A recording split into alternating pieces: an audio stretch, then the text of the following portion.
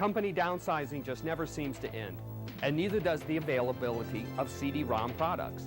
The movie Independence Day may not have been another Star Wars, but the CD-ROM does make ID4 look like the biggest thing since Jabba the Hutt. Here's why. The Inside Independence Day CD-ROM has plenty to keep everyone from the serious video file to the casual browser busy for hours. Once you get through the intolerably long opening and intro sequence, you get a pictorial map of the sites you can visit. Click on the icon and off you go. There are 9 chapters to the CD-ROM to explore.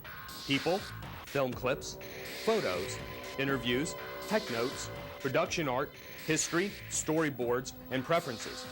One of the best features of the CD-ROM is the way the different sites are linked together. Click into the site to view the contents. Then check out the icons on the lower left side which show you the related sites. For example, the production art chapter has over 150 pieces of original conceptual artwork designs that were used in the film. When you select a subset, like the mothership, the pictures start to automatically scroll through the group. You can go all the way through on a repeating loop, or control the speed of the stills with the arrows on the bottom. This slideshow feature is very useful in helping you navigate through the selections. When you find something you like, you can stop there, study it, and move directly to another site that would be appropriate for what you see. Here we see the production art of the reverse entrance to the mothership.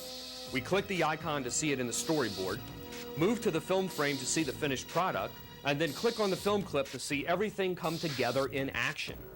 Way cool! You can really see how the creative process works by putting all the pieces of this massive puzzle together. The interview section looks like a control room, with the faces of the people on the screen. When you get the cursor near them, their name comes up, and with a push of a button, you're seeing their virtual images. The contents of the questions they answer is on the bottom, and they'll tell you what you want to know. The interviews cover all kinds of people, not just the stars, so you get a complete overview of the film from the creators' perspectives. Neat. You can also shut them up when you're bored. The people section is the main source of info concerning the artists, actors, and crew members. Here you can find their bios and links to photos and the interview videos showing special effects and behind-the-scenes footage. The photos chapter is a film fan's delight, with over 500 production stills offering all kinds of glimpses into the production. The menus of the subtopics make it easy to find special interest sections, like how the pyrotechnics were done. The storyboard site contains a series of shot-by-shot visual renderings of all the scenes in the film. Based on the script, the storyboard tries to approximate the film's flow. This gives everyone in pre-production a chance to see what the film might look like even before a single frame has been shot. It's kind of fun to sit back and watch the whole sequence roll by. Of course, it wouldn't be Independence Day without clips from the film, and there are plenty of them. Some of the best scenes are here on the disc, in full digital sound and color.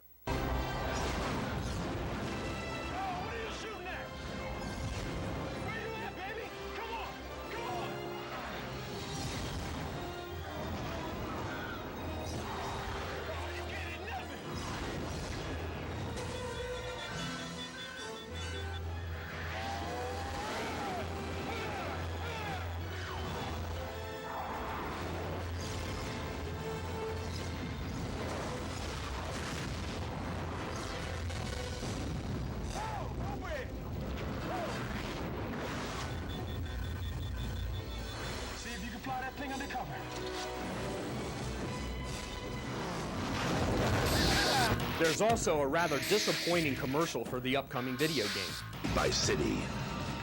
Based on this summer's most anticipated film event, Independence Day utilizes stunningly realistic 3D flight simulation to allow players to fly the world's most sophisticated aircraft, from F-18s to Soviet MiGs.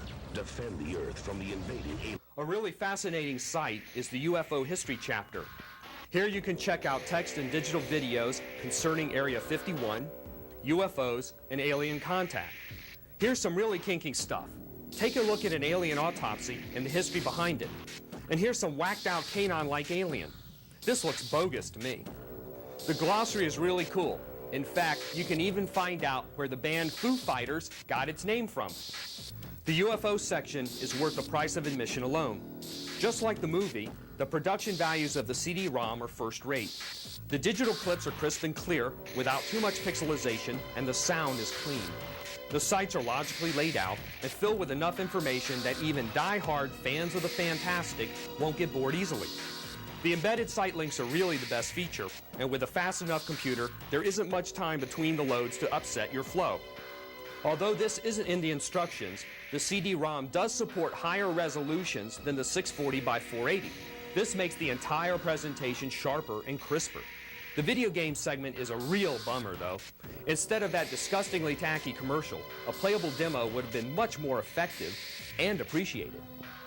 The only real drawback to the Inside Independence Day CD-ROM is also its greatest strength. There is just so much information in every phase of the movie-making process that you get overloaded very easily. Every section, except the game, is a reference library unto itself. The average person may think it's cool for a while, get bored and put it up, and they may or may not revisit it later. For the movie buff, the Inside Independence Day CD-ROM is a treasure trove of gold and jewels, just waiting to be discovered time and time again. At under 20 bucks, you get a taste of the sneaky thrill that the producers, actors, and crew got in making this blockbuster movie. The CD-ROM adds a whole new and exciting dimension to the Independence Day experience. I think I'm going to see the movie again. And when the ships enter the atmosphere, I can smile and say, hey, I know how they did that, thanks to the Independence Day CD-ROM.